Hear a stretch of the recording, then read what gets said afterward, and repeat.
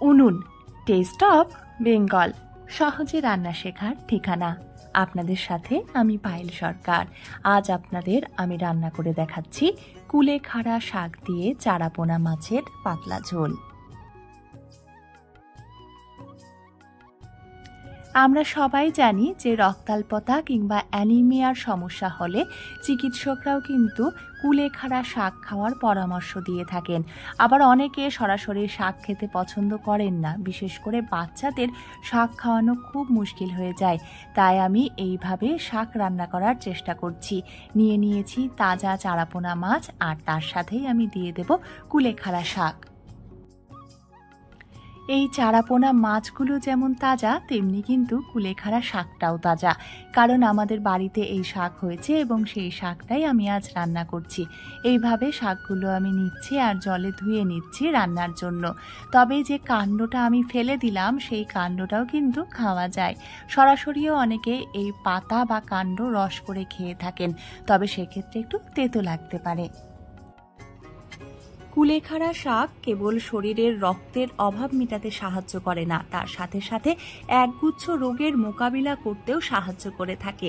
বলতে গেলে এই শাকের যেন রয়েছে অলৌকিক ক্ষমতা। এই শাক একাধারে ডায়াবেটিস, অ্যানিমিয়া, ইউরিক অ্যাসিড কমায়, আবার এর রয়েছে নানান ঔষধি গুণ। জানেন তো, এই কুলেখাড়া শাককে কিন্তু অনেকেই জাদুকরি ভেষজ বলে থাকে। মাছগুলোতে নুন হলুদ মাখিয়ে নিয়ে 1 টেবিল চামচ সর্ষের তেল কড়াইতে গরম করে নিয়ে হালকা আঁচে মাছগুলো ভালো করে আমি ভেজে নিচ্ছি। রক্তাল্পতায় আক্রান্ত কোনো ব্যক্তি টানা 1 মাস যদি কুলেখাড়া পাতার রস বা কুলেখাড়া শাক খান, তাহলে কিন্তু 1 মাস পরে তার স্বাস্থ্যের উল্লেখযোগ্য উন্নতি ঘটতে বাধ্য। শুধু রক্তের উন্নতি নয়, যে সমস্ত রোগী ডায়াবেটিসের সমস্যায় ভুগছেন তারাও যদি এই শাক নিয়মিত খান, তাহলে কিন্তু রক্তে শর্করার মাত্রা নিয়ন্ত্রণও হবে খুব সুন্দরভাবে। কুলেখাড়া শাক কিন্তু ব্যথানাশক হিসেবেও কার্যকারী। কুলেখাড়ায় প্রদাহ প্রতিরোধকারী বৈশিষ্ট্য রয়েছে এবং কুলেখাড়া শাক নিয়মিত খেলে হজম শক্তি উন্নত হয়। কুলেখাড়া খেলে পাকস্থলী এবং লিভারের কার্যকারিতাও উন্নত হয়ে থাকে। মাছ ভাজা হয়ে গেলে ওই তেলেই আমি দিয়ে দিচ্ছি সামান্য 5 ফোড়ন, আর দিয়ে দিচ্ছি 6 থেকে 7টা রসুনের কোয়া। এই রসুনের কোয়াগুলোকে আমি কুচি কুচি করে কেটে নিয়েছি।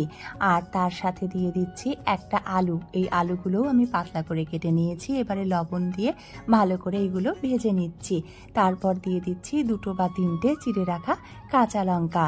এবারে আমি কুলেখাড়া শাকগুলো ভালো করে ধুয়ে তার সাথেই দিয়ে দিলাম।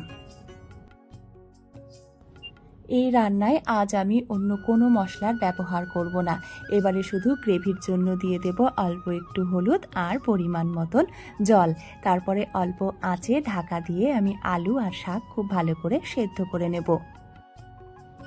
চিকিৎসকদের মতে কুলেখাড়ায় শুধু আয়রন নয়, থাকে ভিটামিন এ। এছাড়াও কুলেখাড়া উৎসেচক এবং স্টেরলের উৎস। তাই কুলেখাড়া শরীরে মূত্র বৃদ্ধি করে দেহের ফোলাভাব কমাতেও সাহায্য করে থাকে। কোষের সঠিক বিকাশ এবং বৃদ্ধির জন্য যা যা প্রয়োজন তাই কিন্তু আছে কুলেখাড়া পাতায়। তাই কুলেখাড়া পাতাকে বা কুলেখাড়া শাককে সস্তার শাক বলে কিন্তু মোটেও অবহেলা করবেন না। নিয়মিত আপনি এবং আপনার পরিবারের শিশু থেকে বয়স্ক সবার জন্য এই শাক রান্না করুন। ভেজে রাখা মাছ দিয়ে রান্না করে নিয়েছি আরও 1 মিনিট, আর একটা আলুর টুকরো এভাবে চটকে নিয়েছি, এতে ঝোলের ঘনত্ব বাড়বে। তাহলে রেডি হয়ে গেল আজকের আমাদের স্বাস্থ্যকর খাবার। উনুন টেস্ট অফ বেঙ্গল আপনাদের কাছে শুধু রেসিপি নয়, তার সঙ্গে নির্দিষ্ট খাবারের গুণাবলীও পৌঁছে দিয়ে থাকে। তাই এখনও যারা চ্যানেলটি সাবস্ক্রাইব করেননি তাদের বলবো চ্যানেলটি সাবস্ক্রাইব করে বেল আইকনে গিয়ে অল নোটিফিকেশনটা অন করে নিন।